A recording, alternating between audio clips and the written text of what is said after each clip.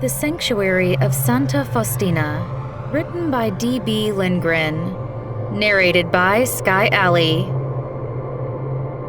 Chapter 2: The Human Element. At each of the 3 round tables in the instruction area of the girls' home sits an ARC surrounded by orphaned girls, clustered according to their age. Brooke, Yasmin, Gemma, and 3 other girls sit at a table with Ren in the center. Mathematics lessons with accompanying visuals, numbers, shapes, equations, project as holograms above the ARCs, each showing content tailored to each age group. The girls watch the ARCs as Miss Olivia stands at the front of the room, observing her students. The room is still and silent aside from Gemma, who fidgets in her seat. Gemma: Miss Olivia, I can't hear this thing. It keeps cutting out. Miss Olivia: That's because you're moving around too much. You need to stay inside the directional sound field. Gemma continues to fidget. Miss Olivia, it's not working. Miss Olivia: Gemma, this isn't the first time you've had this problem. You need to keep your head still. Marty enters the room. Miss Olivia looks at her and points to the table with Ren. Marty proceeds towards the table. Brooke sticks out her foot as Marty passes by, tripping her. Marty falls to the floor. She looks up at Brooke, her eyes burning with outrage. Marty lunges at Brooke, knocking her over. The 2 girls wrestle on the floor. Miss Olivia: Girls, stop it! Miss Olivia struggles to separate Brooke and Marty. The other girls watch, some with concern, others with amusement. Miss Olivia: That's enough! Miss Celeste rushes into the room and helps break up Brooke and Marty, who glare at each other. Miss Celeste: What's this all about? Brooke: She attacked me. I didn't do anything. Marty: She tripped me. Brooke: I did not. I can't help that she's clumsy. Marty: She's lying. She started this. Brooke: She's dangerous, just like her mom. Marty tries to go after Brooke again, but is held back by Miss Celeste. Miss Celeste: Okay, that's enough. Come with me, Marty. You'll wait outside until Mother gets back tonight and can sort this out. She leads Marty out of the room.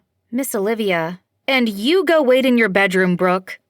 Brooke: But I didn't do anything. Miss Olivia: That'll be for Mother to decide. As Brooke leaves, Miss Olivia attempts to get the other girls back on task. Miss Olivia: All right, everyone, let's get back to our work. Marty sits on her sleeping bag with her back against a wall of the alleyway. Ren sits next to her. Animated holograms project above Ren, accompanying the words of The Raven by Edgar Allan Poe. Ren: Deep into that darkness peering, long I stood there wondering, fearing. Footsteps softly echo down the dark alleyway. Ren: Doubting, dreaming dreams no mortal ever dared to dream before. The footsteps come closer. Marty turns to see Mother Rupa approaching. Ren: But the silence was unbroken. Marty: Ren, go to sleep. Ren goes dark and silent. Mother Rupa stops in front of Marty. Hello, Marty. Marty: Hello. Mother Rupa: I spoke with the other girls. I know Brooke tripped you. Marty: That's what I tried to tell. Mother Rupa holds up her hand. Brooke may have started it, but you escalated it. Marty slumps her shoulders. So I guess I'll be sleeping outside again? Mother Rupa: Yes. She gestures toward Ren. But clearly that hasn't been a very effective punishment. Marty looks away. Sorry, Mother. Mother Rupa sits down next to Marty. I've been thinking a lot about you, Marty. What I'm currently doing isn't working. I've been taking away when I should be giving. Marty: I don't understand. Mother Rupa: And that is the problem. I need to help you understand just how vulnerable our community is. So I spoke with someone at ADSEC. I told them how bright you are and that you hope to apprentice there. Marty looks over at Mother Rupa. Mother Rupa: After some prodding, he agreed to let you follow a rover on a routine border check tomorrow morning. Marty beams. That's terrific! Thank you!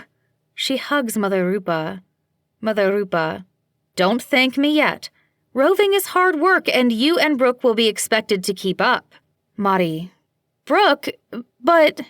Mother Rupa shoots Mari an impatient look. Mari, yes, Mother. Mother Rupa stands. Get some sleep, Mari. You need to be well rested for tomorrow. She looks over at Ren. Yellow ARC, come with me. Ren awakens and floats up to Mother Rupa, following her as she walks away.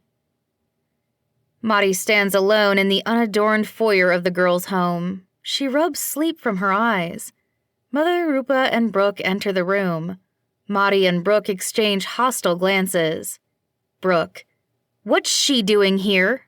Mother Rupa, both of you will accompany the rover today because both of you are obligated to begin apprenticeships next year, but you've not yet shown me that you're ready. You need to exhibit much more maturity and selflessness. A knock comes at the front door.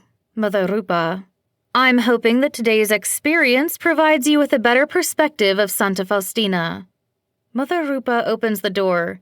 Junko Jun Takata, with a fit and compact body and short-cropped hair, enters with a confident stride. She wears long, loose-fitting clothing made from drab, lightweight fabric and a canvas backpack. She carries similar clothing and backpacks under each arm. At her side hovers Soma, a purple ARC. Mother Rupa, welcome, Jun. It's good to see you. Jun nods. Mother Rupa turns to Mari and Brooke. Ladies, this is Jun. She's a rover. Today, she's also your teacher and your guardian, so I expect you will do exactly as she says. Mari, yes, Mother. Brooke, yes, Mother. Jun tosses the clothing and backpacks at the feet of Mari and Brooke. You can start by putting these on. Concern grows on Mari's face as she recognizes the clothing from her nightmare about the ant drones. Dressed in the long, light clothing and backpacks, Jun, Mari, and Brooke approach a locked gate within the chain-link fence that surrounds Santa Faustina. Near the gate stands a guard tower. With Soma hovering beside her, Jun walks up to the gate, which hums with electricity. A small, previously unseen portal slides open in the ground in front of her. A pedestal rises smoothly from underground, coming to a stop at waist height. Jun places her bare hand on the pedestal's flat surface. Junko Takata, 35 Theta, 22 Sigma, 51 Lambda. A gentle chime emits from the pedestal, followed by the voice of a tower guard. Access confirmed. Keep sharp out there. As the pedestal descends back into the ground, the gate slides open. Jun turns to Mari and Brooke. There are head coverings and goggles in your packs. Put them on. Mari, why are we going out there? I thought we were just checking the fence. Jun swings her backpack off her shoulders. That's the guard's job. Rovers belong in the desert. Jun, Mari, and Brooke each retrieve and don headscarves and tinted goggles. Their faces obscured, they walk through the gate with Jun in the lead and Soma hovering at her side. As they leave Santa Faustina behind them, Mari steps up beside Jun. Mari, what are we doing out here? Jun, keeping our eyes open. Mari falls back, walking behind Jun and in front of Brooke. Brooke quickens her pace and marches past Mari. Heeding Jun's response, Mari surveys the desert environment. The group walks past a small abandoned airfield just outside the fenced-in town. Later, they walk among sparse saguaro cacti. The unrelenting sun beats down on them. Mari and Brooke struggle to keep up with Jun's tireless pace. Soma comes to a hovering stop. Jun stops walking. She fetches a water bottle from her backpack and drinks. Mari and Brooke do the same, gulping voraciously. Jun, we're here. There are binoculars in your packs. Take a look around. Mari and Brooke retrieve their binoculars and scan the immediate area, which appears unremarkable. Jun takes out a small tablet and taps on it. Soma, connect with Aguila 12. Soma, connection established. Jun, Aguila 12, report. From high above, a sleek, stealthy drone glides down from the sky. Mari watches it descend. Mari, what is that? Jun, reconnaissance drone. She taps on the tablet as the drone comes to a stop, hovering directly before her. I'm running a set of diagnostics, making sure everything looks normal. Mari, can't you do that remotely from the AdSec building? Jun, yes, but it's important also to inspect each drone as well as its environment in person. She looks at Mari. We must always keep the human element. We learned that the hard way 9 years ago. Jun goes back to her work. Mari watches over Jun's shoulder. Brooke continues to look around with her binoculars. Mari, what exactly happened 9 years ago? Jun, I'm pretty sure I'm supposed to say that's restricted information, but the truth is, I don't exactly know what happened. Mari, but what do you know? Jun returns the tablet to her backpack. Aguila 12, inspection. The drone lands in Jun's hand and she begins to scrutinize it. Jun, everything just shut down. We had no warning. At first, we thought it was a simple power outage, but everything was down, even backups. To make matters worse, we were short-handed. Many of our people were away. Mari, like my mom. Jun looks at Mari and nods.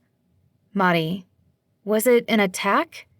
Jun, we surmise so. Maybe an EMP or a malicious code.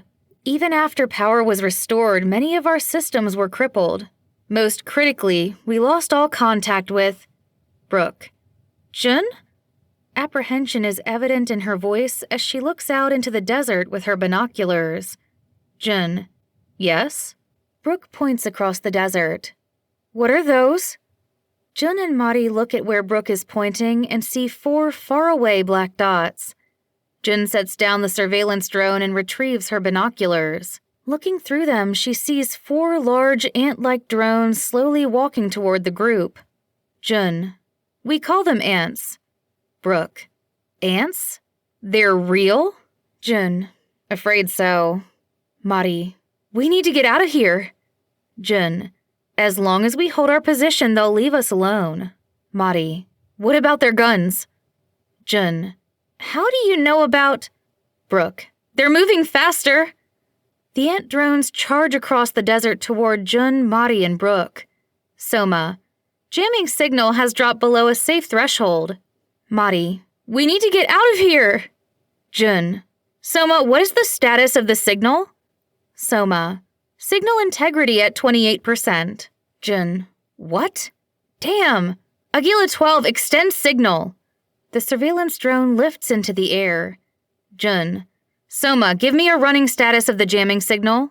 Soma, signal integrity at 31%. Jun, Aguila 12, take observation position. The surveillance drone zooms up into the sky.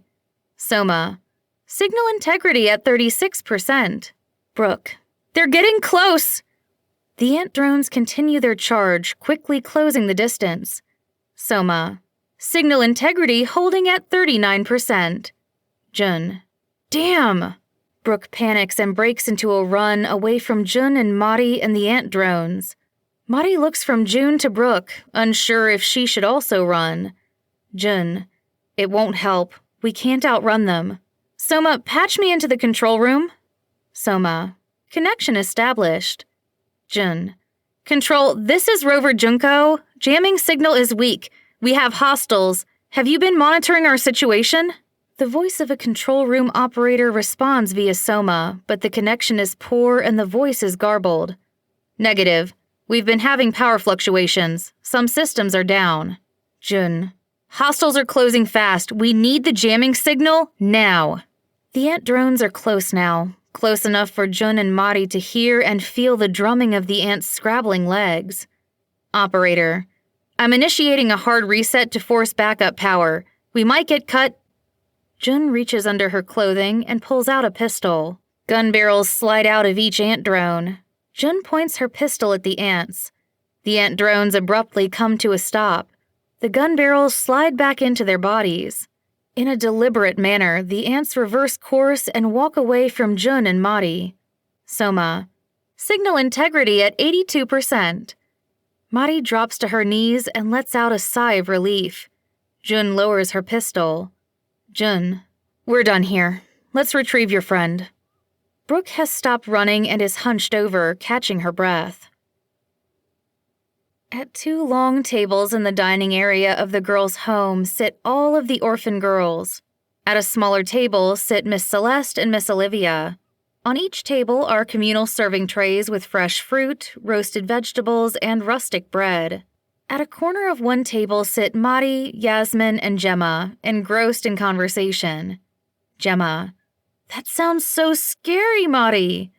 Mari: "It was. But it was also kind of exciting.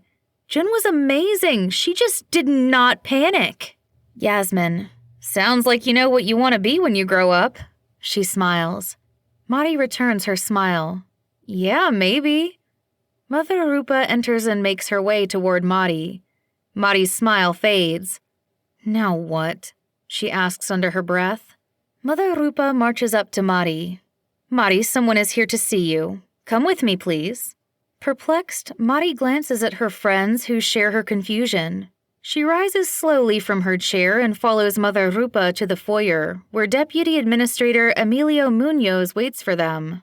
Emilio is svelte and trim, with finely coiffed salt and pepper hair. He wears a worn but well-maintained business suit with a high collar.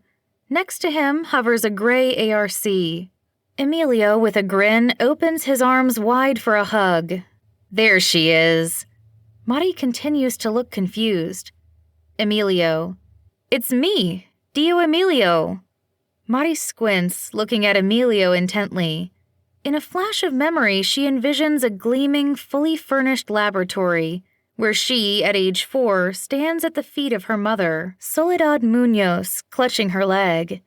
Mari's mother, in a lab coat and sneakers, is petite but sturdy, with inquisitive eyes. She bears a strong resemblance to Mari. Next to Mari and her mother hovers Ren, and across from them stands Emilio. Emilio: "She looks more and more like you every time I see her, soul." He crouches down to Mari's height and opens his arms wide for a hug. "Come give your Dio a hug." Back in the present moment, Mari is disoriented. She stumbles slightly. Mother Rupa steadies her. Emilio steps forward. "Are you okay?" Mari: You're my uncle?" Emilio: "Yes, Uncle Emilio." Mari rubs her temples. "Where have you been?" Emilio: "I've been busy keeping us safe. All of us. I'm the deputy administrator. I've been very busy." Mari: "You had no time for me?" Emilio: "I didn't say that. I wasn't allowed to." Mari: "Why are you here now?" Emilio: "I was briefed about the incident in the desert. I wanted to see how you're doing." Mari: "I'm fine." She continues to rub her temples. "Actually, I have a headache and I don't want to waste any more of your precious time, so I'd like to be excused." She looks expectantly at Mother Rupa, who nods her head. Mari walks out. Emilio: "Maricela!" He starts after Mari. Mother Rupa holds up her hand. "Let her go. I'll talk with her. It's going to take time." Emilio nods reluctantly. In the alleyway, Mari sits on her sleeping bag with her back against a wall and Ren on her lap. Ren: "Correct. Emilio Munoz is the deputy administrator of Santa Faustina." Mari: "And he's my uncle." Ren: "Also correct." Mari: "You knew but didn't tell me?" Ren: "You never asked before now." Mari shakes her head. "Sometimes I think you enjoy being vague and misleading." Ren: "I'm sorry. I will endeavor to perform better." Mari picks at her plain clothes. Ren? Ren: "Yes, Mari." Mari: "I saw you in a dream today." Ren: "What was the dream about?" Mari: "It wasn't a dream exactly, more like a memory. But it was vivid as my dreams are. I was a little girl, my mom was there, and my uncle, and you." Ren: "What happened?" Mari: "Not much, really, but it still scares me." Ren: "Why does it scare you?" Mari holds back tears. Mari: "It felt like I was living in that memory as though I was actually there." Tears start to run down her cheeks. "What's wrong with me?" Ren. There is nothing wrong with you. Mari. How do you know that? My dreams, they feel so real, and sometimes they come true. I'm having them more often. They're not normal. I'm not normal. Ren. Mari, please don't be upset. I will help you. Mari. What? Ren. I will help you. Mari. How? Ren. We'll get started soon. For now, I think it's best that you get some sleep. Mari wipes away her tears with her sleeve. Okay. She places Ren next to her and lies down on her sleeping bag. Ren, you knew my mom, didn't you? Ren. Yes, I was her ARC. Ren. Why didn't you tell me? Ren. You, Mari, never asked. That's not fair. Ren. I'm sorry, Mari. Mari sighs, releasing the tension of a very long day. She closes her eyes. Ren. Would you like me to sing the song your mother would sing to you when you were a baby? Mari. Okay. Ren sings in a warbling tone. Pajarita que cantas en la laguna, no despiertes la niña que está en la cuna.